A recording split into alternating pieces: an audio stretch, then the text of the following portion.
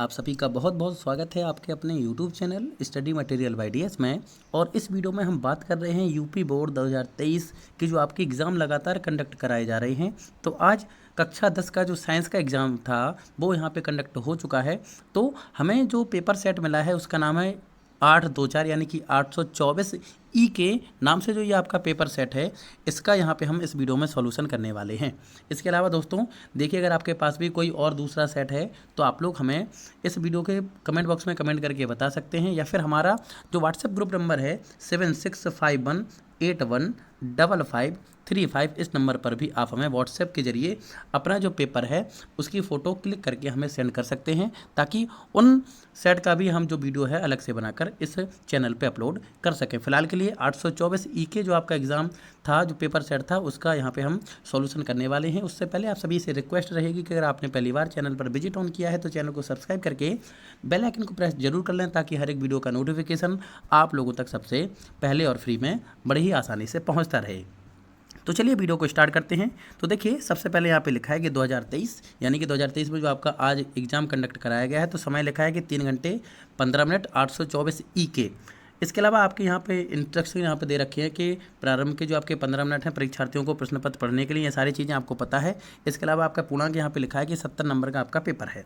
ठीक, 2 खंड हैं, आपको अच्छे से सारी जानकारी पता है। देखिए, सबसे पहले हम खंड आ की बात करें तो सबसे पहले खंड आपका जो होता है, इसमें सबसे पहले आपके बहुविकल्पीय प्रश्न देखने को मिलते हैं। तो सबसे पहला प्रश्न आपका यहाँ पे लिखा है, स्क्रीन के आपको दिख रहा होगा कि किसी वस्तु का वास्तविक एवं बड़ा प्रतिबिंब बनाने के लिए उसे अवतल दर्पण की किस स्थिति में रखना होगा।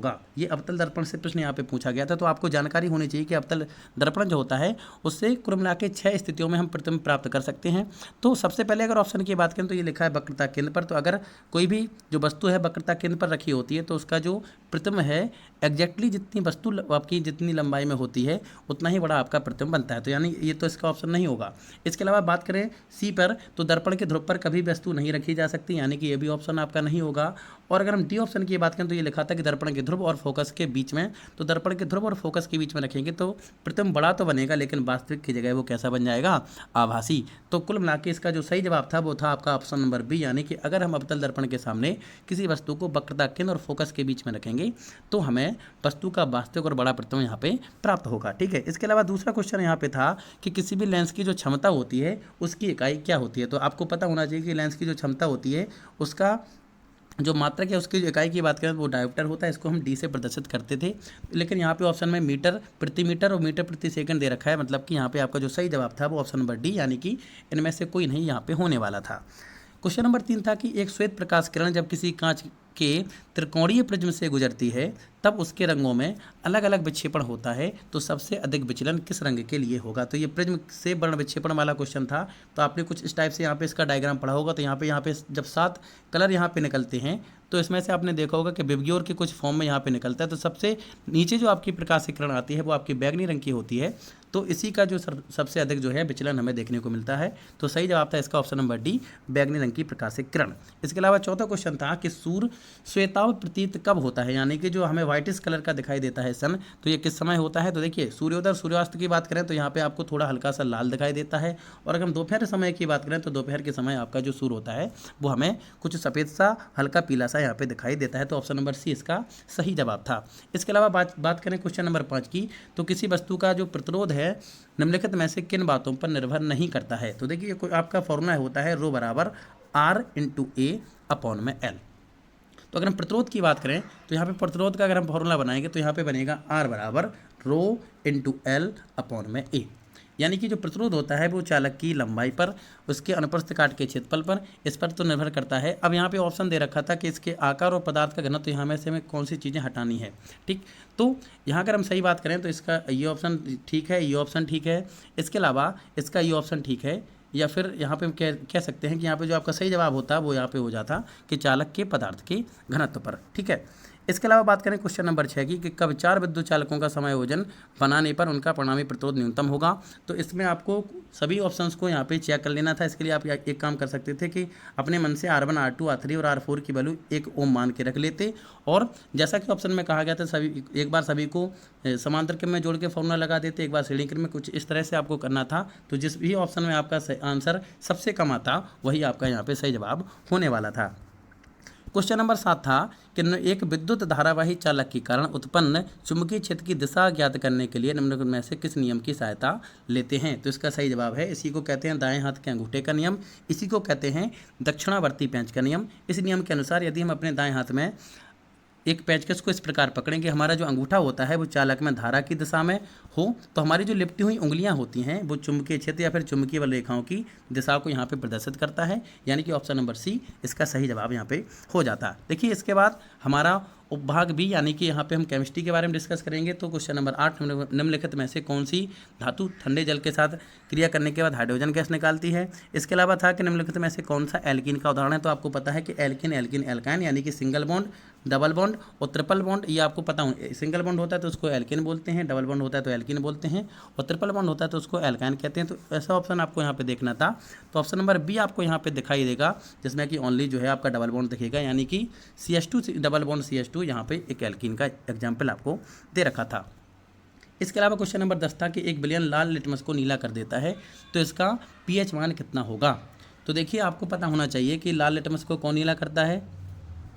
तो आपका जो क्षार होता है वो हमेशा लाल लिटमस को नीला कर देता है। तो क्षार की जो pH वैल्यू होती है वो ग्रेटर देन 7, यानी कि हमेशा 7 से अधिक होती है। तो बस आपको सिंपली ऑप्शन देख लेना था। तो केवल एक और आपको सिर्फ और सिर्फ डी ऑप्शन दिखेगा, जिसमें जो pH वैल्यू है 7 से ज़्यादा है, यानी कि इसका सही जवाब जो था ऑप्शन नंबर डी यहाँ पे होने वाला था। इसके अलावा क्लोरीन के अणु में आबंधन पाया जाता है। यहाँ पे पूछा गया था कि आयनिक बंध होगा, एक सहसंयोजी आबंध होगा, द्विसंयोजी आबंध होगा, या फिर तयसंयोजी आबंध होगा, यहाँ से पूछा गया था। इसके अलावा जल को जीवाणु रहित बनाने के लिए कौन सा पदार्थ उपयोग में लेते हैं। तो इसका सही जवाब है व्यंजक चूर्ण। इसके अलावा जिन अभिक्रियाओं में आयनों के विनिमय से नए यौगिक बनते हैं उनको क्या कहा जाता है। इसके अलावा बायो की बात करें तो बायो में क्वेश्चन आपका दे रखा था यहाँ पे कि पादप में जाइलम का कार्य क्या होता है। तो जा से जाइलम होता है और जा से आपका जल होता है, यानी कि नीचे से ऊपर जल ले जाने का जो कार्य होता है वो जाइलम का होता है। तो यहाँ पे इसका सही जवाब था ऑप्शन नंबर ए। इसके अलावा बात क्वेश्चन दे रखा था कि आनुवंशिकता के प्रयोग के लिए मेंडल ने अपने प्रयोग किस पौधे पर किए थे। तो इसका आई होप आप सभी ने सही जवाब लगाया होगा कि जो मेंडल थे, मेंडल ने अपने सारे प्रयोग मटर के ऊपर किए थे। इसके अलावा क्वेश्चन नंबर 16 था कि निम्नलिखित में से कौन मानव में मादा जनन तंत्र का भाग नहीं है। तो देखिए अंडाशय होता है मादा में, गर्भाशय होता है, डिम्ब वाहिनी होती है, लेकिन जो आपकी जो शुक्र वाहिनी होती है, शुक्र वाहिका जो होती है वो पुरुषों के जनन तंत्र में पाया जाता है। इसलिए 16 का जो सही जवाब है वो आपका ऑप्शन नंबर सी यहाँ पे होने वाला है। इसके अलावा 17वें क्वेश्चन की बात करें तो स्वपोषी पोषण के लिए आवश्यक है। तो देखिए आपको पता होना चाहिए कि जो स्वपोषी वो होते हैं जो अपना भोजन स्वयं बनाते हैं, यानी कि हरे पौधे। और हम जानते हैं कि हरे पौधे जो होते हैं वो प्रकाश संश्लेषण की प्रक्रिया द्वारा अपना भोजन बनाते हैं। तो इसके लिए उनको कार्बन डाइऑक्साइड, जल और इसके अलावा सूर्य का प्रकाश और क्लोरोफिल, यानी इन सारी चीज़ों की आवश्यकता होती है। इसलिए इसका जो सही जवाब था इसका ऑप्शन नंबर डी यहाँ पे राइट आंसर आपका हो जाएगा। 18वें क्वेश्चन की बात करें कि समजात अंगों के उदाहरण कौन कौन से हैं। तो देखिए समजात अंग वो अंग होते हैं जिनकी रचना लगभग एक समान है, लेकिन उनके कार्य करने की जो प्रक्रिया है या फिर इनके जो कार्य होते हैं वो अलग अलग होते हैं, उनको हम समजात अंग कहते हैं।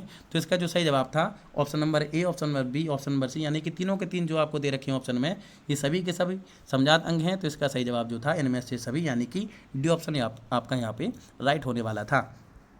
इसके अलावा 19वें क्वेश्चन की बात करें तो इसने पूछा था कि अलैंगिक जनन मुकुलन द्वारा होता है, यानी कि मुकुलन अलैंगिक जनन का एक प्रकार होता है। तो आपको इन ऑप्शंस को देख के ये बताना था कि इनमें से किस में मुकुलन विधि द्वारा यहाँ पे अलैंगिक जनन होता है। तो सही जवाब था इसका ईस्ट, यानी कि जो आपकी कवक एक प्रकार की होती है, इसमें जो होता है आपका मुकुलन पाया जाता है। अमीबा की बात करें तो इसमें द्विखंडन होता है, प्लाज्मोडियम में भी आपका बहुविखंडन होता है, और लेशमानिया जो होता है इसमें भी आपका द्विखंडन होता है, यानी कि केवल ईस्ट में ही आपका यहाँ पे मुकुलन देखने को मिलता है। प्राकृतिक वर्णवाद का प्रतिपादन किसने किया था।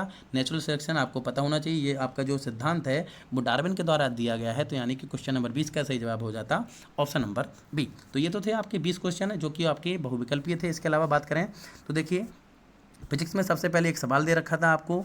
इसके अलावा आप अगर आपके पास पेपर नहीं तो आप लोग स्क्रीनशॉट ले सकते हैं। इसके अलावा क्वेश्चन नंबर दूसरा यहाँ पे दे रखा था कि निकट दृष्टि दोष से एक पीड़ित व्यक्ति है, अधिक से अधिक ये 100 मीटर तक देख पाता है, इसको अनंत दूरी तक देखना है, तो इसके लिए उसको किस फोकस दूरी का लेंस प्रयुक्त करना चाहिए। तो आई होप ये आज सारी चीज़ें आपको पता होंगी। तो जहाँ तक हमें वर्तमान में दिखाई देता है वो आपकी भी की वैल्यू होती है, यानी भी बराबर आपको 100 दे रखा था, और रियलिटी में जहाँ तक दिखता है यानी कि वो आपकी यू बराबर अनंत है। जब आप लेंस का फॉर्मूला यहाँ पे लगाएंगे तो आपका यहाँ पे सिंपली इसका आंसर आ जाएगा। ओम का नियम क्या है तो आपको पता होना चाहिए कि ओम के नियम की सहायता से ही हमें भी बराबर आई आर की प्राप्ति होती है। तो इसको सिंपली आपको इसके बारे में लिखना था, इसका सर्किट बनाना था, और ये बताना था कि जो चालक का प्रतिरोध है किन किन बातों पर निर्भर करता है। तो रो बराबर आर ए अपॉन एल, इसकी सहायता से आप ये बता सकते हैं कि चालक का जो प्रतिरोध है किन किन बातों पर निर्भर करता है। इसके अलावा देखिए बहुत इंपॉर्टेंट ये क्वेश्चन था आपका कि विद्युत मोटर या फिर आपका जो प्रत्यावर्ती धारा जनित जो होता है, इनमें से कोई ये क्वेश्चन आपको करना था। तो आई होप आप में से सभी ने इस क्वेश्चन को कर लिया होगा, लॉन्ग में था। इसके अलावा देखिए केमिस्ट्री की बात करें तो यहाँ पे आपको ये दे रखा था कि इनकी आपको संरचनाएं बनानी थी IUPAC नेम को देखकर, ठीक है। इसके अलावा केमिस्ट्री में एक ये क्वेश्चन था कि NaMgAl ये तत्व हैं, इनमें बता रखा है कि इनके जो संयुक्ता इलेक्ट्रॉनों की संख्या है, मतलब कि आउटर मोस्ट सेल में 1 2 3 इलेक्ट्रॉन है। तो परमाणु त्रिज्या पूछी गई थी, तो हमें पता है कि जब हम किसी भी आवर्त में यहाँ से यानी कि लेफ्ट से राइट की ओर चलते हैं तो परमाणु के आकार लगातार छोटे होते चले जाते हैं। तो इसका मतलब ये है कि परमाणु त्रिज्या लगातार घटती है। तो मतलब कि जो एल्यूमिनियम थी इसकी परमाणु त्रिज्या सबसे कम, और जो आपका सोडियम दे रखा है इसकी परमाणु त्रिज्या सबसे अधिक, और इसके बाद आपकी मैग्नीशियम की यहाँ पे होने वाली थी, ठीक है। इसके अलावा इन अभिक्रियाओं को आपको संतुलित करना था, और अगर ये नहीं करना था तो अथवा में क्वेश्चन दे रखा था वियोजन अभिक्रिया के बारे में आपको टिप्पणी लिखनी थी, संचालन आपको लिखना था, यशोद लेपन यानी कि गैल्वेनाइजेशन यानी कि किसी भी धातु के ऊपर जिंकी पर चढ़ाने को यशोद लेपन कहते हैं। ये सारी चीज़ें आपको यहाँ पे लिखनी थी। इसके अलावा सेक्शन 3 में बात करें यानी सब सेक्शन जो आपका बायोलॉजी का है, इसमें मेंडल के नियम और उनको चित्रों की सहायता से आपको अच्छे से यहाँ पे बताना था, लिखना था, डिस्क्राइब करना था। इसके अलावा पुष्प में निषेचन की प्रक्रिया को प्रदर्शित करने हेतु तो आपको स्त्री केसर की लंब काट का आपको चित्र बनाना था। कुछ इस प्रकार से आपको याद होगा, कुछ इस प्रकार से ये चित्र बनता है। ये आपका स्त्री केसर होता है, इसके बगल से आपका ये पुंकेसर बनता है। तो कुछ इस तरह से आपको ये डायग्राम यहाँ पे बनाने थे। आई होप आप सभी ने बड़े ही अच्छे से इसको कर लिया होगा। वन संरक्षण क्यों आवश्यक है? क्योंकि हमें पता है कि वनों से हमें ऑक्सीजन प्राप्त होती है, वन वर्षा कराने में सहायक होते हैं, और तमाम चीज़ें जो कि आपने पढ़ रखी थी वो उनको यहाँ पे बड़ी ही आसानी से आपको लिखना था। वृक्क की संरचना, विक्राणु जो होते हैं यानी कि नेफ्रॉन की रचना और उसकी क्रियाविधि बतानी थी। अगर वो नहीं करना था तो उसकी जगह आपको मानव का जो पाचन तंत्र होता है, मानव पाचन तंत्र का नामांकित चित्र और उसकी पोषण प्रक्रिया को यहाँ पे बखूबी अच्छे से आपको समझाना था। इसके अलावा लास्ट क्वेश्चन यही था आपका। तो कुछ इस प्रकार आपका आज का साइंस का पेपर आया हुआ है। आप में अगर आपके पास इसके अलावा कोई दूसरा सेट है तो आप लोग हमें हमारे व्हाट्सएप ग्रुप नंबर यानी कि 7651815535, एक बार फिर से नंबर नोट करेंगे 7651815535 पर आप हमें सेंड कर सकते हैं। तो नेक्स्ट वीडियो के माध्यम से हम उसका भी सॉल्यूशन आप सभी को ज़रूर से ज़रूर प्रोवाइड करा देंगे। तो आपने पूरा वीडियो देखा तो आप लोग कमेंट बॉक्स में ज़रूर बताएं कि आप लोगों को वीडियो कैसा लगा। अगर वीडियो पसंद आया हो तो वीडियो को लाइक करें, अपने दोस्तों के बीच शेयर करें, और अगर चैनल पर नए हैं तो चैनल को सब्सक्राइब करके बेल आइकन को प्रेस कर लें। और एक ज़रूरी और बात, अगर आप 11th में मैथ लेने की सोच रहे हैं तो देखिए हमारे चैनल पर मैथ की जो फर्स्ट ईयर की क्लासेस हैं वो भी एकदम फ्री और कल या परसों से ही शुरू कर दी गई हैं। तो उन वीडियो को भी आप लोग अच्छे से एग्ज़ाम हो जाने के बाद उनको देख सकते हैं। चैनल को सब्सक्राइब करके रख लीजिए, अपने दोस्तों को भी रिकमेंड कीजिए। जो भी कुछ होगा सारी चीज़ें आपको यहाँ पे फ्री प्रोवाइड कराई जाएंगी, और जो भी आपको सुझाव देने हैं, जो भी आपको कमी समझ में आती है वो भी आप लोग कमेंट बॉक्स में ज़रूर कमेंट कर दें। चलिए फिलहाल लेते हैं इस वीडियो में विदा, मिलते हैं नेक्स्ट वीडियो में। तब तक के लिए जय हिंद, जय भारत, वंदे मातरम।